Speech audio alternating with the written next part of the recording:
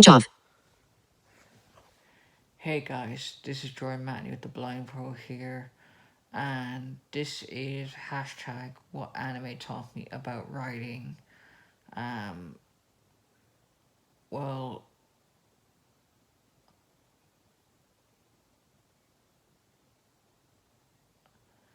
this is what hashtag taught me about writing horror, anime, and villains in the anime. So, what I mean by this, guys, is during COVID-19, specifically 2020, um, 2022, I was scrolling through YouTube and I'm interested in horror and I love horror. And I was able to find the audiobook of The Ring by um, Kazuki or Kazuzuki. Um, I always find his name hard to pronounce. And basically, in the world of The Ring, and especially the 2002 film of The Ring, and this is where I'm going into my basically what hashtag write taught me about writing horror, animes, villains, because I used to write short stories, and I actually did attempt to write a short story based on horror, but it never came to fruition. But here you go. And basically, I've had these ideas in my head. Even though I haven't written them, they're in my head. One thing I would say, number one, make your villains, and this is what The Ring does so ethically, create the question of, is your villain like evil, bad, look evil? Because in The Ring, Sarako Hamura, or Sarako Hamura, when Byuji gets a picture of her, he notices that she doesn't look like your stereotypical evil person, that she looks beautiful. And he even brings up the question, how could someone that looks so beautiful look so evil? And this comes up into the question of, just because someone doesn't look something doesn't mean that they can be dangerous. Because she looks like she was recognized for her beauty, but then she doesn't look dangerous. And even in The Ring 2, or the 2002 version of The Ring, you have the same argument, but where Samara Morgan, where she looked innocent because she was a child, but they kind of made her look more freaky because of the movie. And even the main actress, who also voices Lilo in Lilo and Stitch, which I absolutely love as a child, DeBay Chase, she was afraid of watching herself play Samara in the movies, because when she comes out of the well, she was actually walking backwards and the camera just rerouted, so it's why you see her only her hair come out of the well. And I have a question for you guys in the comments. If you guys have seen The Ring, can you please tell me why it looks like, when it's day 7 and Samara is coming to kill you? Why, when she gets closer and closer to the television, but she's not near the television to come out of the television yet, how come it looks like as she's getting closer towards you, it's like she's getting bigger, and it's like she's coming into more focus, and you just know by looking that, like, by when she's coming towards you that you're basically fucked, that you're basically gonna die, like that you're gone. So in the comments, like, if someone could just give me an answer, I would appreciate it. But I would say, like, number one, with your villains, don't make your characters like stereotypically evil. Like, don't make them look evil, and then falling into it. I would say question number two: what is evil?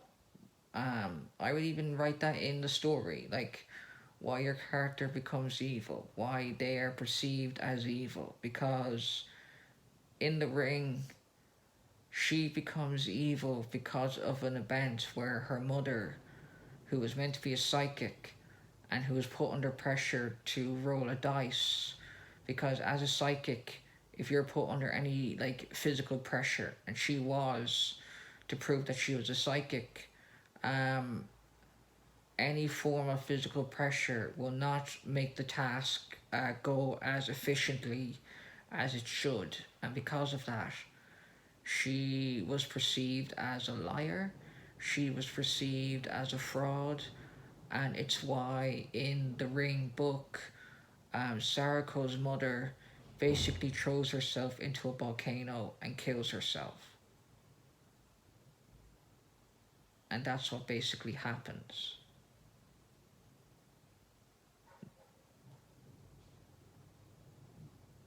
Number three, and this is my opinion, number three, try to love the villain. Like, try to find a reason why, um, why we should care about your villains. Like, Sarako Hamamura, that, you know, she was killed by Dr. Nagal because, um, smallpox, tuberculosis, the fever, and basically how he basically raped and killed her. And I'm actually gonna say why in my next part, why it's different. But as well, in the film with the ring, Samara gets killed when her mother puts the bag over her head and basically throws her in the well. Um, Anna Morgan.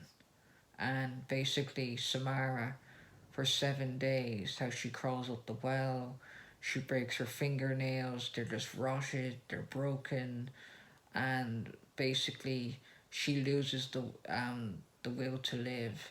And also, as well, in The Grudge with Japanese horror, how the mother that died in The Grudge, how she basically manifested as an evil spirit. And from what I know in the Japanese manga of it, that you need to purify or destroy the home to get rid of the spirit. Like, they need to be brought at peace. Like, that's the only way that will happen. But the next part, number four, um, make your character or villain um, have something extraordinary about them, I suppose. Make them have something that us as the audience doesn't know about them. And what I mean by this is, and if anyone finds this, what I'm going to say, disturbing, you can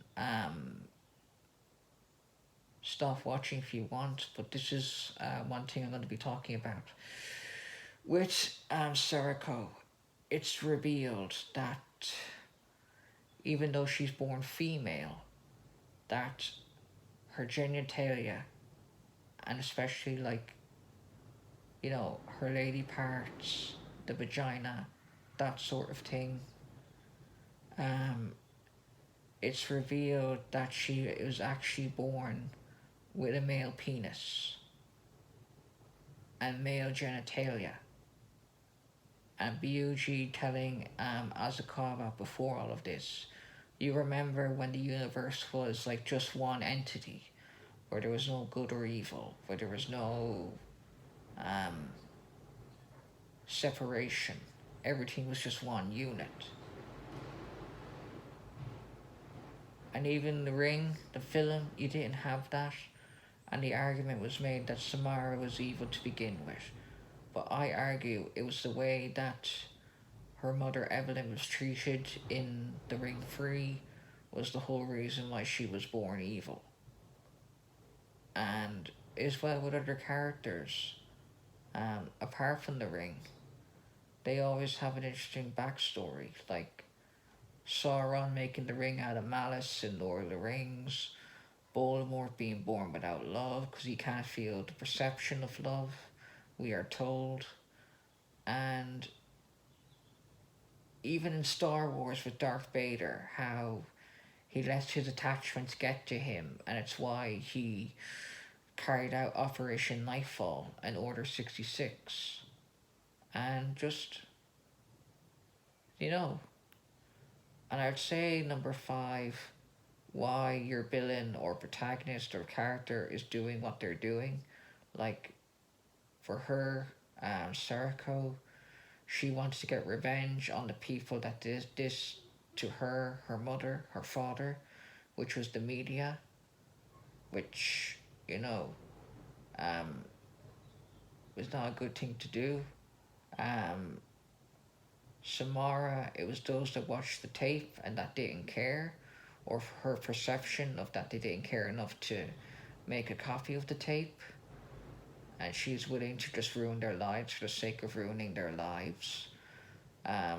With Voldemort, he wanted to create the pure blood line and not have any muggles, which is racism. Um, Sauron, because he's just evil and he wanted to rebuild the world. And there's like other reasons, you guys, but I find that Sarako, like, I find her character fascinating because even sitting down and listening to the audiobook, I found her character fascinating. I thought there was like, like I found it sad that she was killed just because Dr. Nagal, he had the fever and his sexual desires. He just wanted to satisfy his sexual need because of her beauty, and he just killed her outright. And he says that for some reason she would have killed him, but we don't know that. Like, we don't know if that would have happened. And I find it sad because she just gets killed because of him. When in reality, we don't know what she would have done with her life after that point. And just, I know I'm talking about dark stuff here, you guys, but just, it's how I feel on the topic. Just like, comment, subscribe, and just, I'll see you in the next video. And just have a good day. And this is hashtag what anime taught me about writing, villains, Japanese anime, Japanese stories, and just Japanese anime in general, and the supernatural. Bye. Speech on. Stop recording video.